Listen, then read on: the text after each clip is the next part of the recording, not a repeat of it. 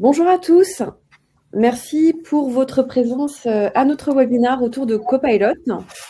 Pourriez-vous nous indiquer dans le chat que vous nous entendez bien et que vous nous voyez bien, s'il vous plaît? En principe, tout devrait bien fonctionner. Oui, c'est bon, j'ai bien la confirmation dans le chat. Merci beaucoup, merci à tous. Donc du coup, comme je l'expliquais, aujourd'hui, le sujet qui nous rassemble, c'est Microsoft Copilot et notamment, quels usages est-ce qu'on va pouvoir en faire et comment, passer à l'échelle finalement l'ensemble de ces cas d'usage au sein d'une entreprise, de manière, maîtrisée, et de manière corporate d'une certaine manière. Aujourd'hui, donc, effectivement, cette table ronde s'inscrit dans une série de ressources qu'on met à disposition sur notre site donc, de Synapsys.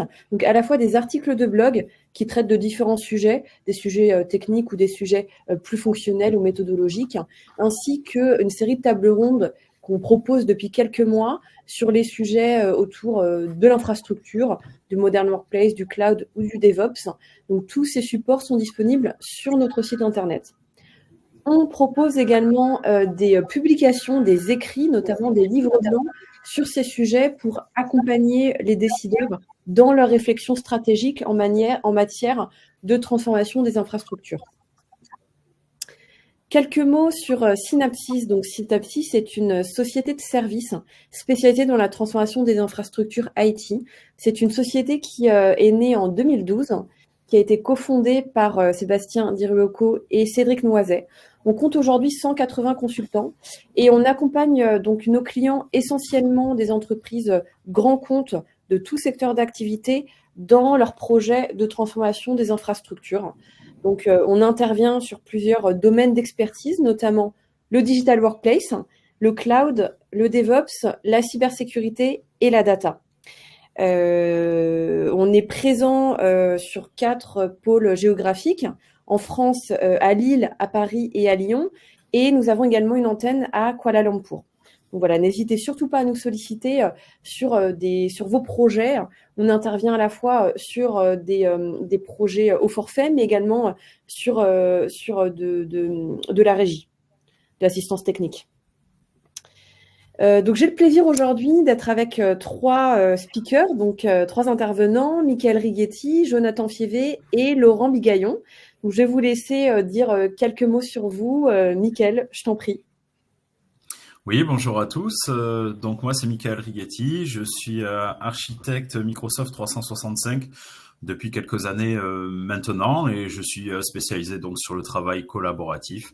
Et de fait, je m'intéresse donc maintenant à Microsoft Copilot. Merci beaucoup. Jonathan? Bonjour, donc moi c'est Jonathan Fievé, je suis ingénieur Modern Workplace chez Synapsys depuis environ 2 mois. Et donc une bonne dizaine d'années d'expérience sur la gestion du poste de travail et du mobile, avec des technologies comme Intune, SCCM, Azure AD ou encore Office 365.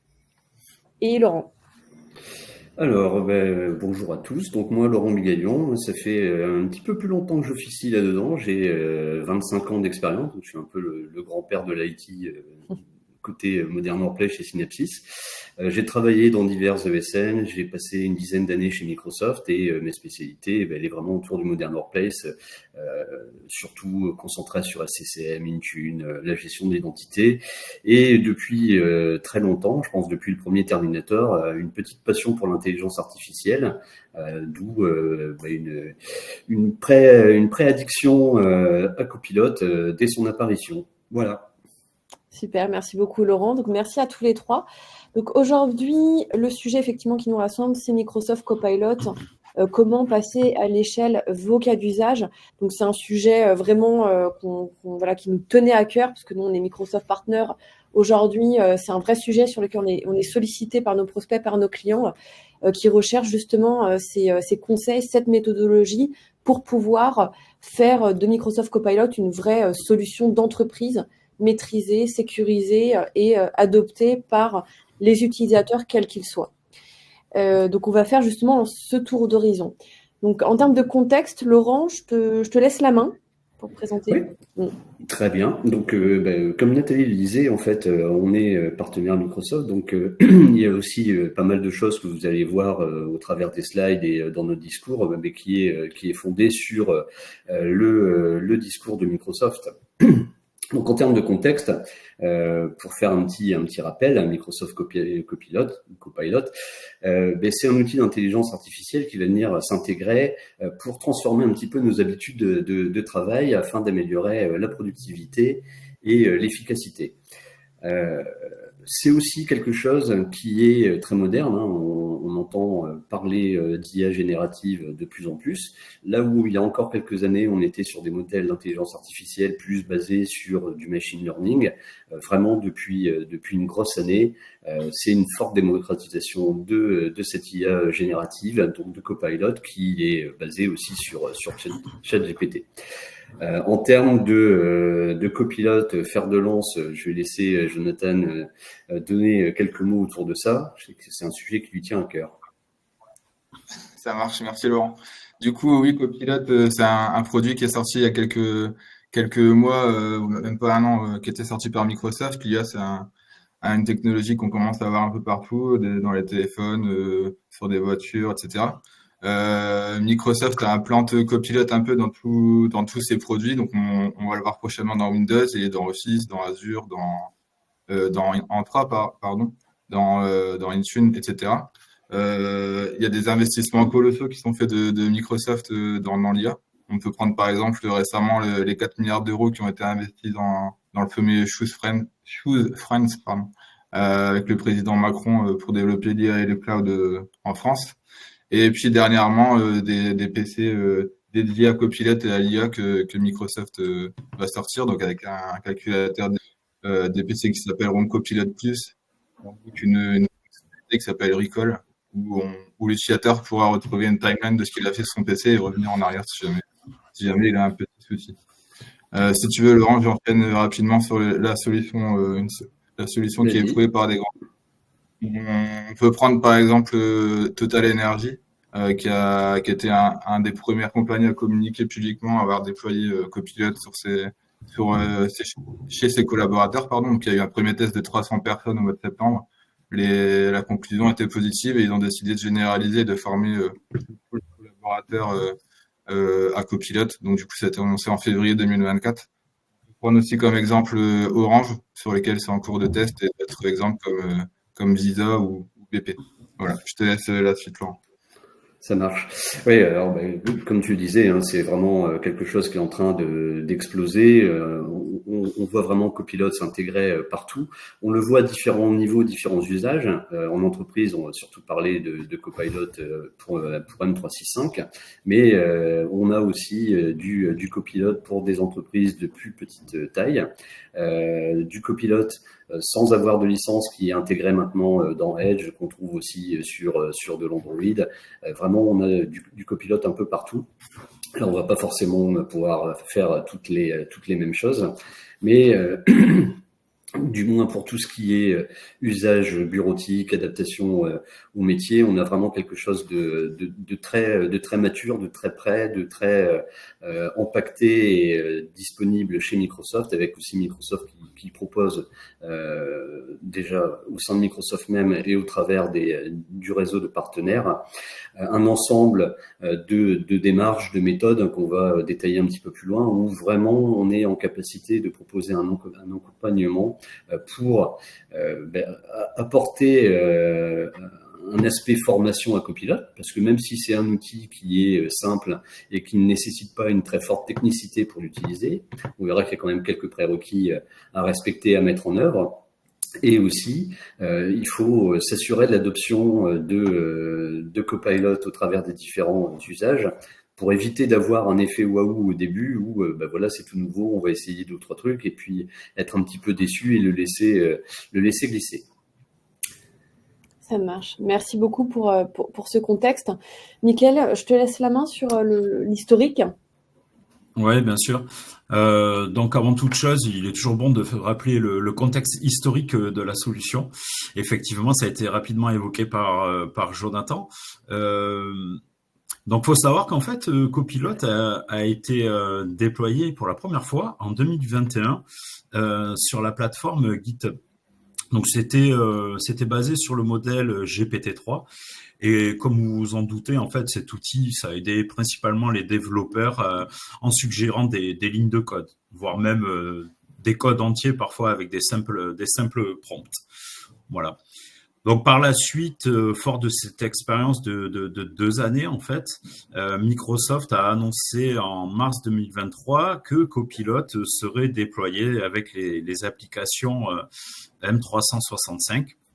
Donc ça apporte des nouvelles fonctionnalités d'IA dans la productivité des utilisateurs. Et enfin, la grande date, c'est novembre 2023. Là, nous avons vu l'apparition de Copilot de manière effective dans nos applicatifs Microsoft 365. Après, faut rajouter aussi dans le contexte une notion autour du licensing. Il y a eu quelques petits dérapages au démarrage où avec une notion de prérequis qui nécessitait un minimum de 300 licences Copilot pour pouvoir l'implémenter au sein d'une entreprise, qui a ensuite été revue début janvier. Donc on n'a plus cette notion de licence minimum à acquérir, ce qui rend les choses aussi un petit peu plus simples. Tout à fait. Mickaël, je te laisse la main sur le parallèle avec l'e-learning.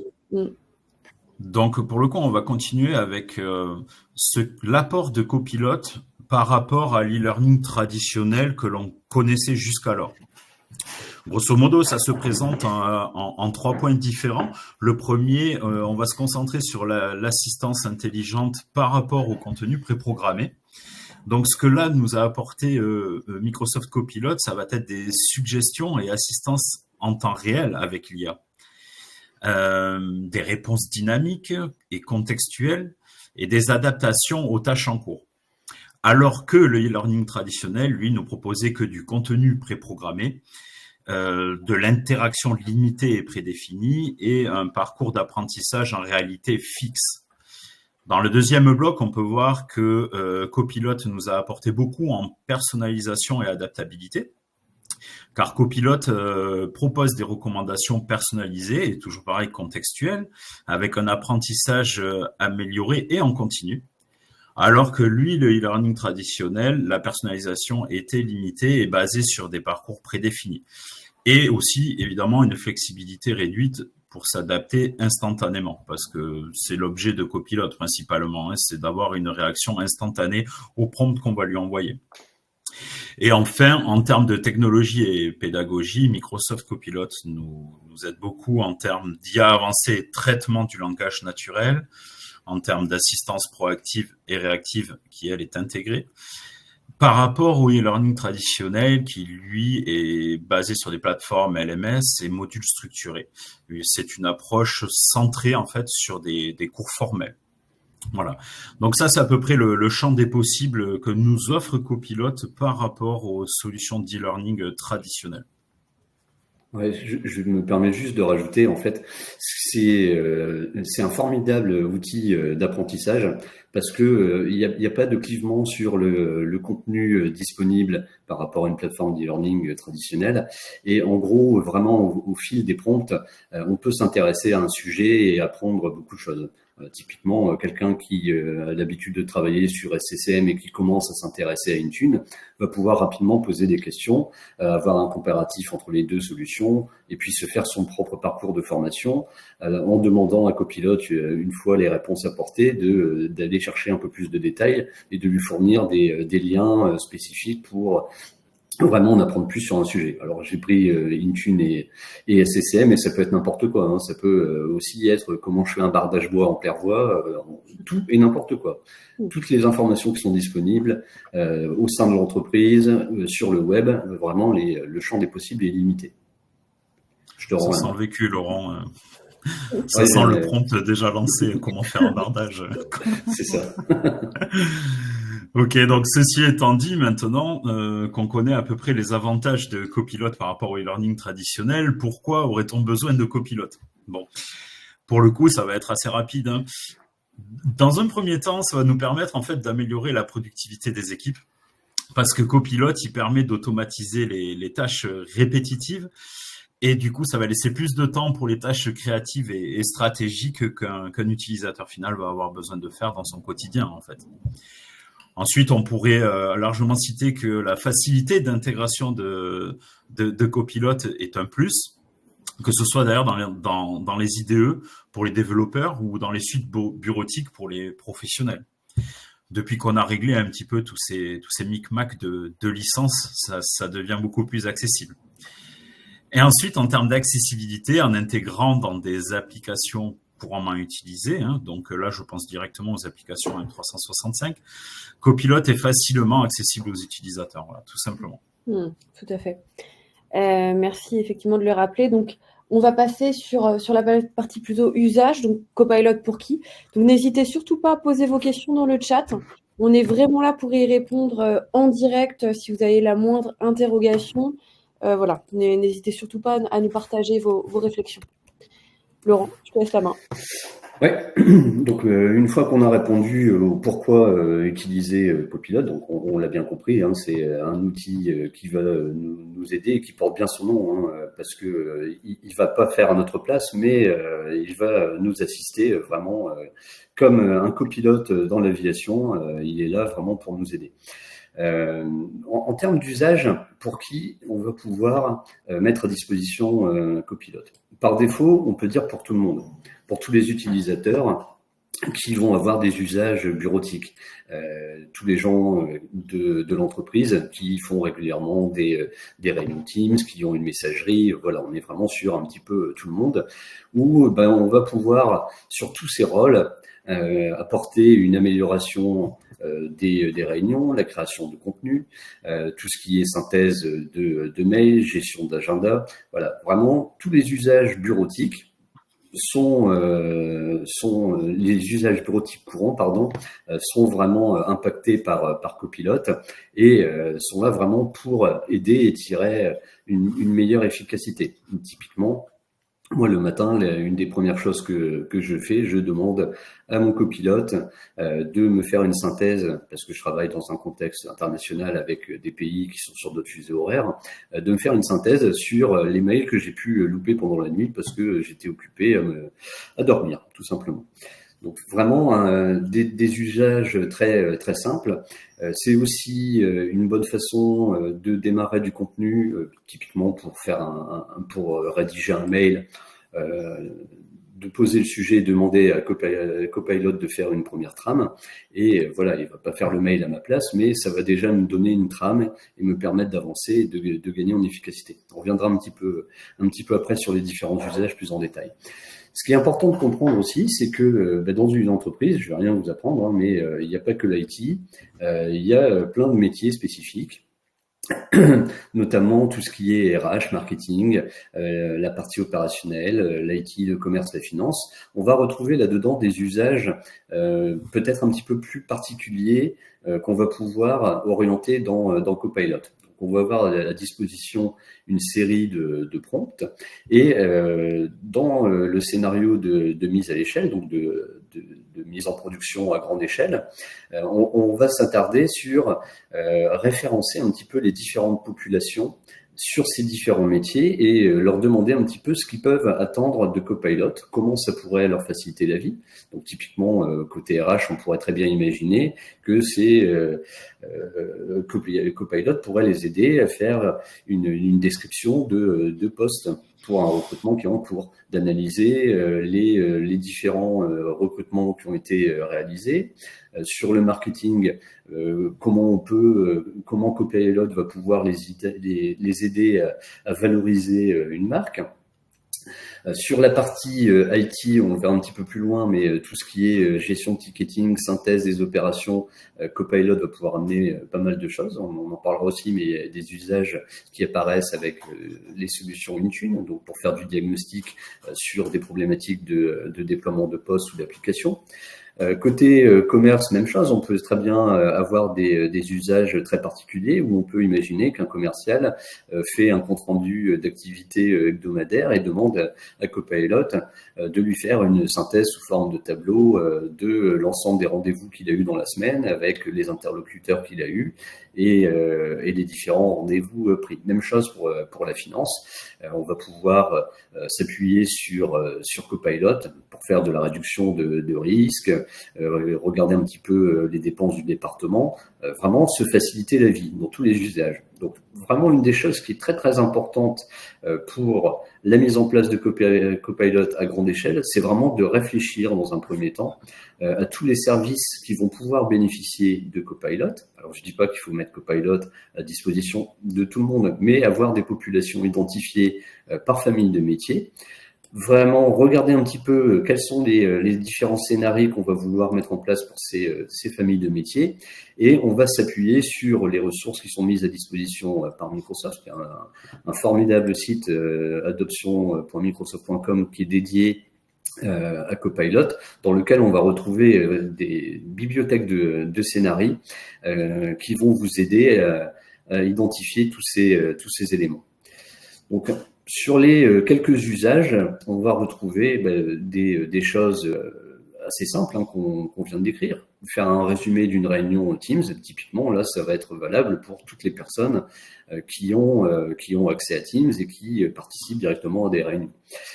On va pouvoir faire du résumé d'un fil d'email un petit peu complexe, la gestion des emails, faire des synthèses sur des projets, faire des résumés de documents, donc transformer par exemple un document projet d'une 50aine de pages qui décrit l'ensemble du projet. On va pouvoir demander à Copilot de nous aider à créer une présentation de 10 slides qui fait une synthèse de cette documentation. On va pouvoir faire de l'analyse de données aussi également dans Excel. Et puis, on va retrouver des usages un petit peu plus spécifiques, typiquement sur la dernière ligne. Et là, on est plus sur des éléments IT. Donc, on va retrouver du Copilot pour Intune, pour faire justement du debugging et du troubleshooting de devices de déploiement. Du scripting, on va demander, comme le disait Michael tout à l'heure, à Copilot, de nous générer des commandes PowerShell ou voire des scripts complets, ce qui est un gain de temps phénoménal. La partie Copilot Security, qui est donc l'intégration de Copilot aux différents outils comme Entra ID pour détecter des utilisateurs à risque. Voilà, au lieu de parcourir le marathon du clic des différentes consoles Microsoft, on va pouvoir faire du prompt Copilot pour se faciliter un petit peu la vie. La génération d'illustrations, ça c'est quelque chose qui est pas forcément visible tout de suite, auquel on ne pense pas, mais typiquement quand on fait aussi la gestion de projet, on a parfois du mal à illustrer un peu les slides avec des images qui correspondent à ceux dont on est en train de parler, et c'est plutôt pas mal d'utiliser Copilot pour générer quelques images pour renforcer notre image de marque et illustrer le propos qu'on aborde. On verra, on a une slide ou deux, je crois, sur lequel on a des illustrations qui ont été générées par du Copilot. Et puis enfin, l'usage ultime, c'est de pouvoir customiser son Copilot, voire arriver à faire son Copilot personnel au moyen de low-code. Et puis, utiliser Copilot, par exemple, pour créer des chatbots sur des différents sites intranet. Jonathan, Michael, si vous avez des éléments à compléter, différents petits scénarios, je vous laisse. Ouais, une petite info sur Copilot Security. Donc, Copilot for Intune, c'est un plugin de Copilot Security, et Copilot Security, c'est soumis à licence sous forme d'unité de calcul. Et du coup, Microsoft recommande d'en prendre au moins 3 en simultané. Après, j'ai plus exactement le prix en tête, mais je crois que c'est 22, ça doit être 22 € mensuels et pour 25 000 opérations. Ouais, c'était juste ce petit complément que je voulais ajouter. Et du coup, moi, je voulais ajouter un petit quelque chose, en fait. Donc là, on a sous les yeux une liste non exhaustive des quelques usages que l'on a avec Copilot, mais je voudrais aussi en fait mettre l'emphase sur la précision de Copilot. C'est-à-dire que si on revient sur les résumés d'une réunion Teams, ça va bien plus loin que faire un simple résumé de quelques lignes. Il est aussi capable en fait de nous dire la liste des tâches qui découlent de cette réunion, de nous dire quels participants étaient d'accord avec les propositions qu'on a retrouvées dans cette réunion ou étaient pas d'accord, étaient moyennement d'accord. Et en plus de ça, il est capable de nous proposer des actions à mener. Concrètement, on lui dit, ben voilà, maintenant qu'on a notre résumé de la réunion, s'il te plaît, qui était d'accord avec tel point, tel point, il va nous le dire. Et en plus de ça, on va pouvoir lui demander concrètement quelles sont les tâches qui en ressortent. Et là, il va nous sortir une liste de tâches en nous disant, eh bien voilà, selon ce qui a été dit, voici la liste des tâches. Un tel a ça à faire, un tel a ça à faire. Et donc, je trouve ça quand même assez précis et pour le coup d'une productivité remarquable en fait, parce qu'il nous mâche concrètement le travail, quoi. Voilà. C'était le petit point que je voulais ajouter. Non, mais c'est vrai, t'as entièrement raison. Ce qui est vraiment utile, c'est par exemple le retour de vacances. Voilà, je pars une semaine en vacances et au lieu de parcourir tous mes mails, toutes les réunions dans lesquelles j'ai été inclus et auxquelles j'ai pas forcément pu participer, je vais retrouver tous les éléments où j'ai été notifié et puis je vais pouvoir récupérer les tâches qui m'ont été affectées. Donc je vais gagner 2 ou 3 heures de travail. Et puis j'ai ma liste des tâches faites en 5 minutes sur les choses urgentes ou importantes à traiter. Et ça, pour le coup, c'est un vrai gain de temps. L'aspect traduction aussi est parfois est assez intéressant quand on a des collègues qui ont parfois un peu plus de difficultés avec l'anglais. C'est quand même vachement bien de pouvoir faire traduire par Copilot un document en entier. Il y a aussi des nouveaux éléments qui arrivent avec de la traduction à la volée sur les réunions Teams. Ça a été annoncé il y a une semaine. Voilà, il y a vraiment plein d'usages. Et on retrouve aussi, alors c'est assez récent, on commence à voir sur les LinkedIn et autres pas mal de personnes qui font un prompt quotidien. Alors qui peut être lié avec de l'IT ou pas du tout, mais typiquement on peut avoir des bonnes idées sur des prompts à réaliser. Il y en a un qui est passé il n'y a pas très longtemps, c'était comment j'organise mon aller-retour pour assister à un match à Roland-Garros. Donc ça fait une bonne transition sur la partie conseil qu'on voulait amener autour des prompts. L'intérêt d'un prompt et la bonne adoption de Copilot, elle va résider dans le fait que vos utilisateurs soient effectivement formés à utiliser correctement Copilot. Pour ce faire, on a pour habitude, un petit peu comme pour tous les projets M365 au démarrage, de définir des personnes par famille de métiers qui sont un peu plus aguerries ou plus motivées et qui vont commencer à générer des prompts qui vont pouvoir être partagés, puisque Copilot ne vous laisse pas partir comme ça les mains vides. Vous avez déjà des prompts pré-disponibles. Il y a une énorme bibliothèque de prompts. Sur le site d'adoption, pareil, il y a énormément d'exemples qui sont pré-utilisables. Et en fait, pour réaliser un prompt, il faut apprendre à faire son prompt de façon efficace. Il faut qu'on soit clair et précis. Il ne faut surtout pas rester vague. Éviter une formulation vague de typiquement donnez-moi les dernières nouvelles de Michael. Ça va rien me ramener parce que Copilot, il sait que je travaille avec Michael, mais sur différents sujets, donc il va falloir que je sois plus précis. Si je demande plutôt à Copilot de me donner les dernières actions que Michael doit réaliser pour le projet d'implémentation de Copilot chez un de nos clients, sur une échelle de date, là je vais avoir toutes les informations bien plus précises. Je vais aussi avoir besoin de faire des commentaires à Copilot en fonction de ses réponses. parce que j'aurai peut-être pas forcément du premier coup la meilleure réponse. Mais si je fais un commentaire en lui disant si tu peux me donner des informations plus précises sur les tâches que Michael doit faire sur le projet que l'on a actuellement et qu'il doit le faire en interaction avec Jonathan, donne-moi ces précisions. Je vais aussi avoir la possibilité de donner des exemples en introduisant des mots-clés, des expressions spécifiques. Typiquement, dans la génération d'images, je vais demander peut-être à mon copilote de me dessiner un rhinocéros, mais ça ne va pas être assez précis. Je peux lui préciser de le faire en 3D ou en cartoon style, ce genre de choses. Voilà, faut apprendre à vraiment bien définir ce que l'on veut demander et comment le demander. Dans les éléments un petit peu moins efficaces en parallèle, c'est d'utiliser des expressions propres à votre organisation. Si vous utilisez des acronymes ou des termes qui sont bien spécifiques à votre entreprise, Copilot, il va falloir qu'il les apprenne et ça va prendre un peu de temps et au début, il va pas comprendre. Même chose, il faut écrire de façon lisible. Voilà, il faut avoir une norme de ponctuation qui est respectée, pas faire une phrase de 20 km, mais la segmenter en plusieurs points.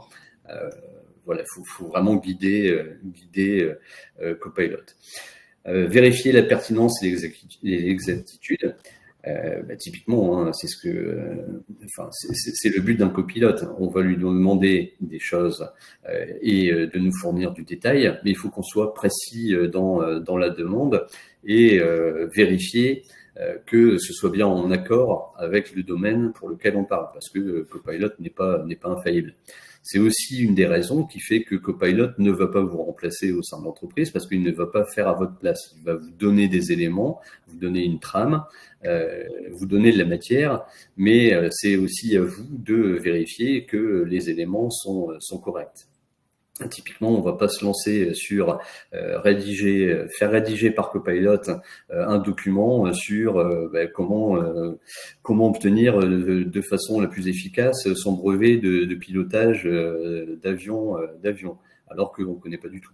On va éventuellement avoir des éléments sur comment passer un brevet de pilotage, mais ça va pas vous permettre de valider que toutes les informations sont bonnes si vous n'avez pas un minimum de formation autour du sujet. Voilà, un exemple au hasard. Ça marche. Et sur la mise en œuvre, justement, la méthodologie pour l'implémenter au sein d'une organisation? On est sur un parcours assez classique. C'est du projet, c'est de la méthodologie projet. Donc, on va avoir une première phase de préparation. On va tout segmenter en deux niveaux. Il y a le niveau technique qui est en bas dans l'encadré vert et la partie onboarding des utilisateurs, des populations. Donc, dans cette phase de préparation, on va regarder un petit peu les éléments techniques à mettre en place. Donc, Jonathan reviendra dessus un petit peu plus loin sur le détail, mais je vais avoir des éléments spécifiques à mettre en place, à considérer, notamment mes canaux de mise à jour, mettre en place la labellisation et la catégorisation de mes données pour éviter que des données confidentielles se retrouvent sur des éléments Copilot, sur des échanges au travers de réunions s'ils n'ont rien à faire là. Et on va aussi préparer nos utilisateurs. Donc forcément, il y a un petit effet waouh au début. Tout le monde a envie d'avoir Copilot et il faut vraiment bien onboarder les bonnes personnes, bien définir ses ambassadeurs pour être sûr d'avoir une pertinence dans le temps et une meilleure adoption. Le risque étant ça démarre. Au démarrage, tout le monde est intéressé, essaye 2 ou 3 trucs. La pertinence des prompts n'est pas forcément la bonne et le ressenti utilisateur c'est pas terrible et puis ça marche pas et Copilot, je ne l'utilise plus au bout d'un mois. Donc vraiment tout ça c'est des éléments très importants à prendre en compte, notamment tout ce qui est description des scénarios d'usage pour les transformer en quick win. Typiquement, ce que j'ai expliqué côté RH ou marketing, ça peut être très intéressant de les mettre en avant, de capitaliser sur des prompts rapidement qui vont apporter un bénéfice et un gain de temps aux utilisateurs. Et c'est eux qui vont devenir aussi les ambassadeurs et qui feront la promotion et le support du sujet Copilot au sein de l'entreprise. En termes d'intégration, même chose. Il y a cet aspect formation sur la stratégie d'habilitation des utilisateurs. Donc, vraiment définir un petit peu qui va y avoir accès, comment ça va se passer, et les accompagner sur la conception et le développement d'une communauté de formation. C'est vraiment onboarder les utilisateurs finaux et puis les associer entre eux pour qu'ils apprennent à collaborer, vraiment comme dans tout scénario de mise en place de produits de la gamme M365. On inclut systématiquement les utilisateurs, on les accompagne et on les intègre au sein d'une communauté. Côté technique, c'est la mise en place des stratégies de sécurité des données. Donc vraiment, on voit beaucoup de nos clients qui sont très avancés sur les usages M365, mais qui n'ont pas forcément mis en place de l'AIP ou Purview pour classifier et labelliser la donnée.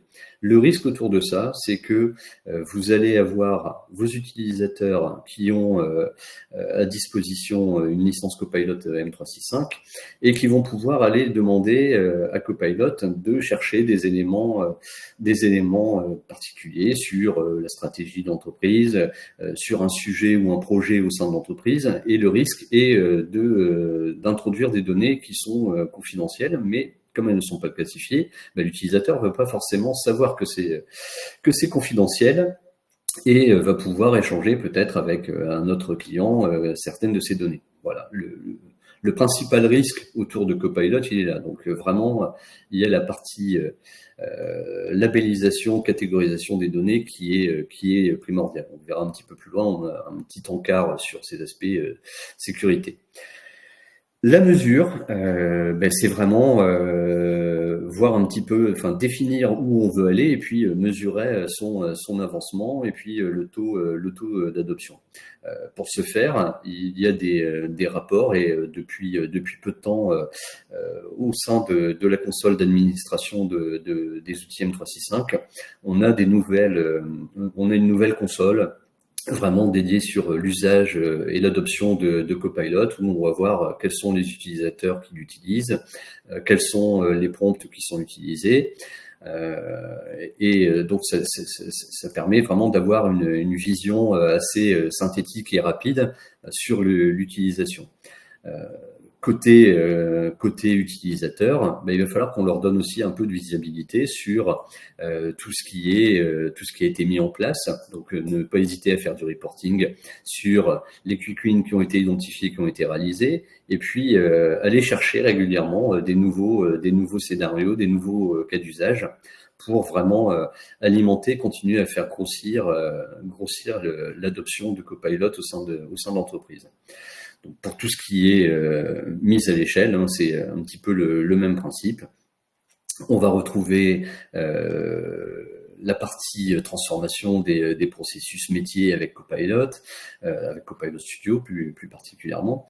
Vraiment, cette partie mise à l'échelle, c'est l'étape un peu, alors pas l'étape finale parce que au final on est sur un cycle de vie où on ne s'arrête jamais, mais ça va être un franchissement par rapport au Copilot classique où on va venir ajouter des plugins, où on va utiliser Copilot Studio pour étendre les fonctionnalités sur des usages spécifiques métiers assez particuliers. Typiquement, on peut imaginer d'intégrer des schémas de maintenance de machines industrielles, ce genre de choses, le coupler du HoloLens.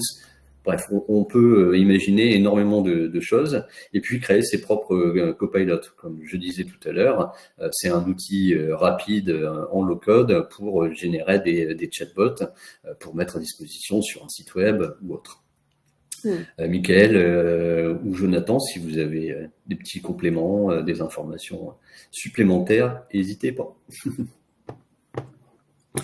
Ouais, moi je voulais peut-être mettre un petit peu l'emphase parce qu'en fait, à t'écouter parler, je me projette directement et effectivement, euh, on va immédiatement penser, j'imagine, à l'intégration de Copilot dans les applications Microsoft 365.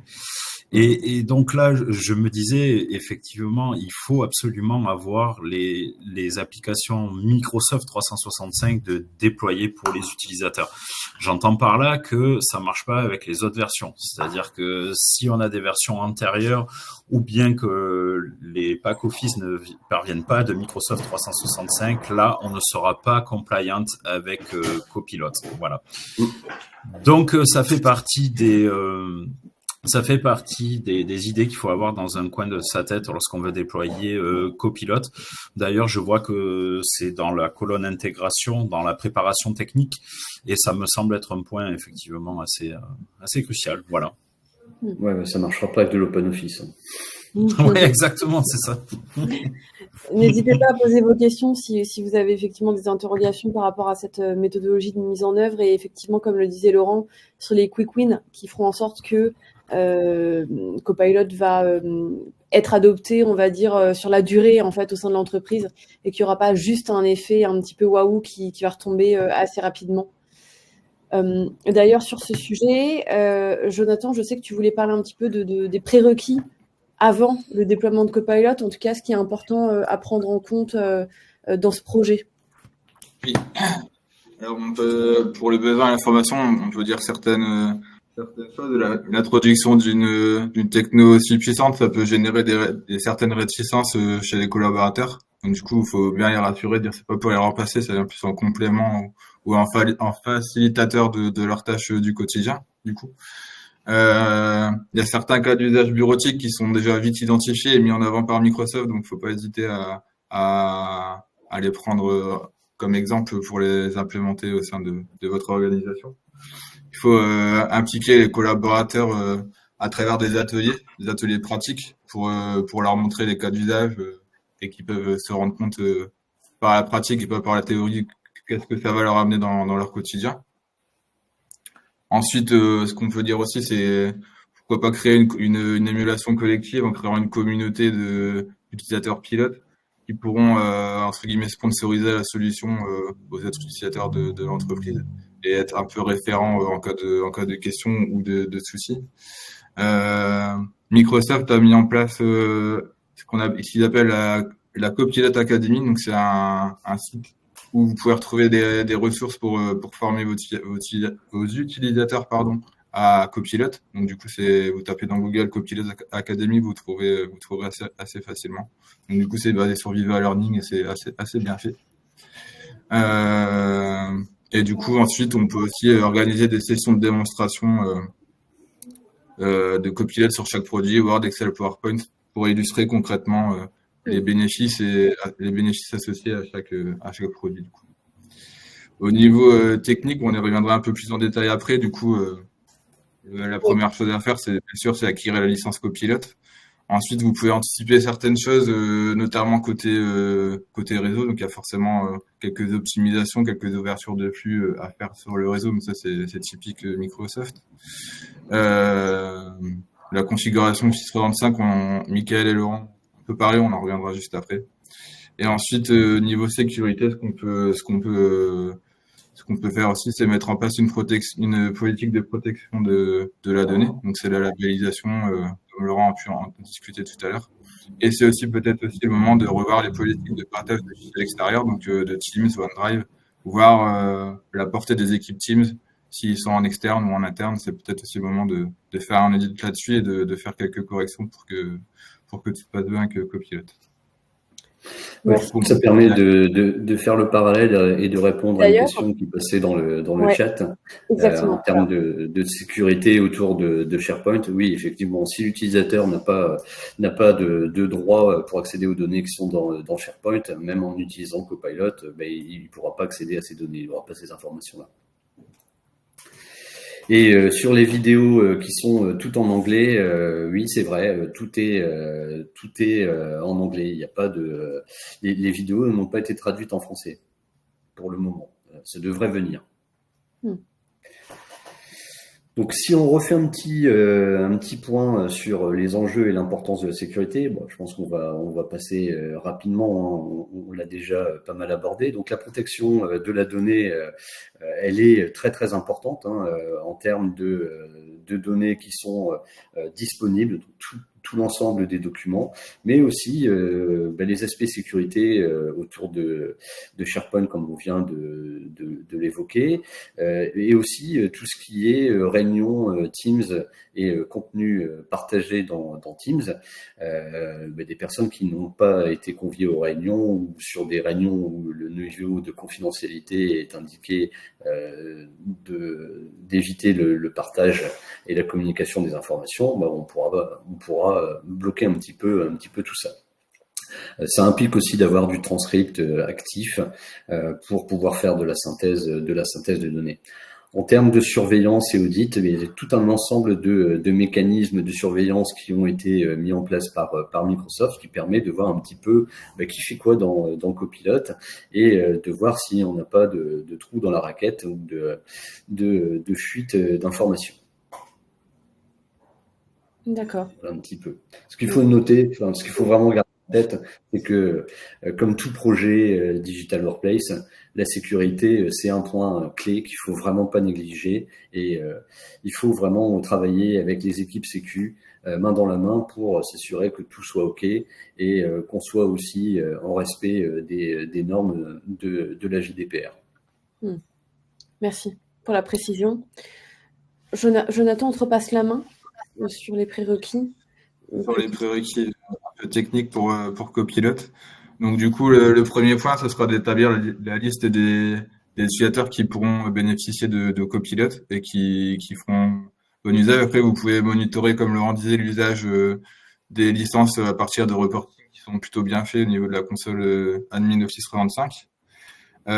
Ensuite, côté application, il y a quelques prérequis. Donc Copilot s'intègre bien dans Word, Excel, PowerPoint. Pour Outlook, le client lourd Outlook, c'est pas encore le cas. Il faut passer avec le nouveau client Outlook New. Donc, vous avez soit un petit switch en haut à droite pour basculer, soit aller chercher sur le store. Ça a été annoncé, me semble, par Microsoft il y a quelques jours où il y aura un support sur la version classique Office 365 d'Outlook dans les prochaines semaines. Côté Office 365, il faut que votre client Office soit dans le canal actuel ou entreprise mensuelle. Si vous êtes en semi-annuel entreprise, ça fonctionnera pas. Donc, il y a une petite config à faire. Ça se fait assez facilement avec votre MDM préféré, Intune. Et ensuite, côté réseau, comme je le disais tout à l'heure, quelques optimisations à faire. Côté Teams, si vous voulez faire du copilote dans Teams, il faut activer la transcription, comme Laurent disait tout à l'heure. Et puis mettre en place une stratégie de protection de la donnée, comme on a pu le dire aussi. Voilà. Je ne sais pas si vous avez d'autres prérequis, Laurent, Mickaël, je ne sais pas si j'ai oublié quelque chose. Sinon, je vous laisse. Non, il y a tout dedans. Hein. En fait, c'est pas techniquement la mise en place de Copilot, c'est pas très compliqué. Hein.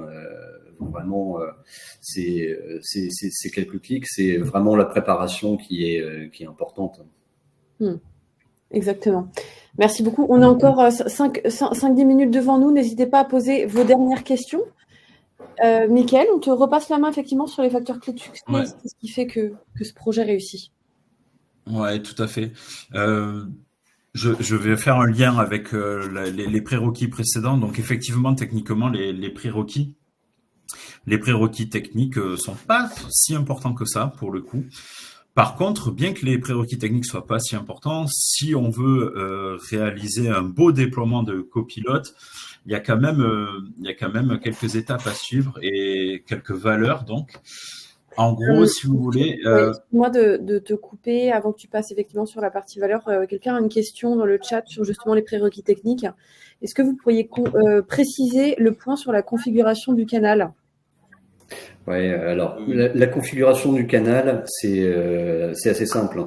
C'est la fréquence de mise à jour de vos applications M365. Donc il y a différents canaux disponibles. Donc il y a du semestriel, du mensuel, et c'est vraiment la fréquence à laquelle les Office 365, les applications Office 365 vont être mises à jour sur l'ensemble du parc.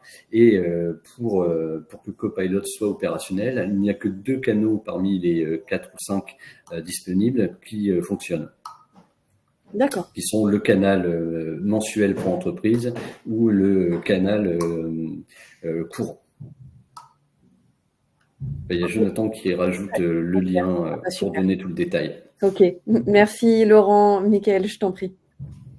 Oui, donc pour reprendre sur les facteurs clés de succès d'un déploiement copilote, en premier lieu, il va falloir se concentrer sur l'industrialisation des usages et le déploiement progressif par cas d'usage.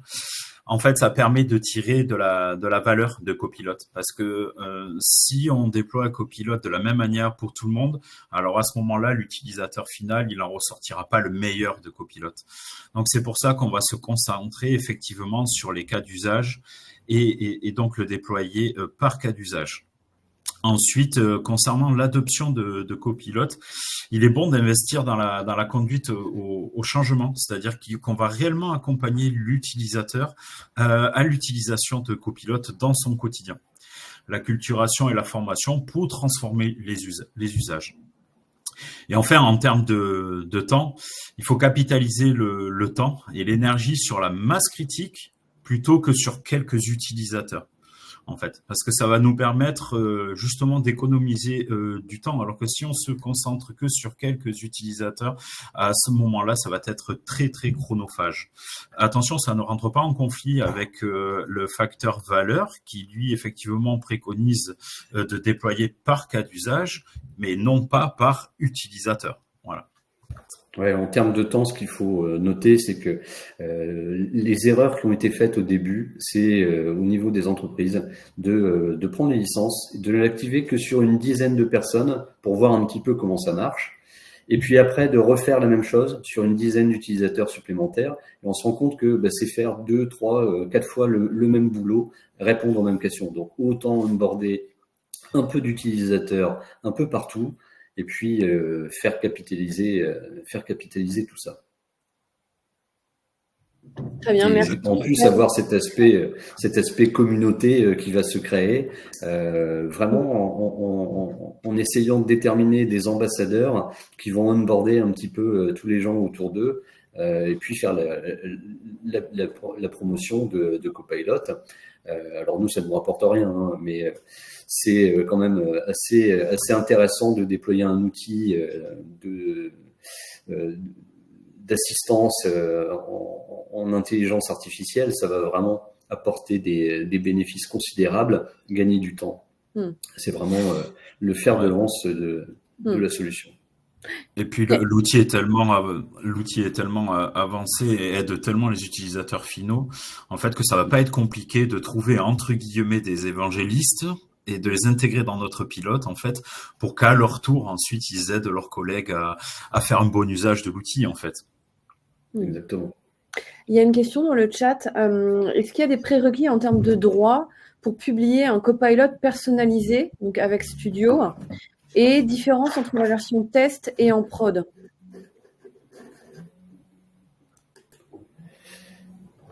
Alors, en termes de prérequis pour les droits pour publier du copilot personnalisé, oui, en fait, on a la possibilité. Alors, il peut être facilement disponible pour tout le monde, mais on peut aussi le restreindre assez facilement en se basant sur du Copilot Studio. Donc, vraiment, la définition de notre Copilot au sein de Studio, on va pouvoir définir les aspects sécurité, sécurité et confidentialité, et à qui on met à disposition. D'accord, ok. Merci. Et je vois que en fait, ça peut marcher en test, mais lorsqu'il est publié pour le même utilisateur, ce n'est pas disponible. Là, je pense qu'il faudrait regarder un petit peu plus dans le détail. J'ai pas forcément la réponse, mais il doit y avoir un petit problème de droit entre l'environnement de test et l'environnement de prod, peut-être. N'hésitez pas, hein, de toute façon, on prolongera les échanges si vous le souhaitez en one-to-one après la session, justement pour approfondir certains aspects spécifiques justement à votre organisation ou à vos besoins. Pour finir, Laurent, sur le licensing. Alors sur le licensing, bon, assez rapidement, hein, il y a plusieurs éléments. Il y a le copilot que l'on va trouver dans Edge, qui lui est gratuit, mais qui a des fonctionnalités très limitées. Hein. C'est celui qu'on voit sur la colonne de gauche. Qui va vous permettre de faire de la recherche, de poser des questions. Il va se limiter sur la partie web, hein, il va pas aller chercher les différents documents, il n'est pas interfacé avec les outils M365. Et le copilot licencié, copilot pour M365, qui lui va vous permettre de faire un petit peu tout ce que vous voulez. Le Copilot Pro, c'est une mini licence qui étend les fonctionnalités du Copilot intégré à Edge pour s'intégrer un petit peu dans Outlook, Word, Excel, mais lui aussi va avoir des fonctions un petit peu limitées. Notamment, on n'a pas d'intégration dans Teams, la partie graph coding qui est pas disponible. Et puis, on reste sur son petit coin. On n'a pas d'intégration des données de l'entreprise. En termes de pricing, une licence Copilot pour M365, elle est environ 30 euros par mois. Elle vient en complément d'une licence M365. Donc voilà, c'est aussi un élément à prendre en compte. Hein. C'est une double licence et M365 et Copilot pour que tout soit fonctionnel et opérationnel. Voilà un petit peu tous les éléments. Beaucoup. Merci à tous les trois. Une personne dans le chat demande si faut bien avoir E3 pour en bénéficier. Oui, c'est du minimum 3 pour bénéficier de Copilot. Alors après, il y a des petits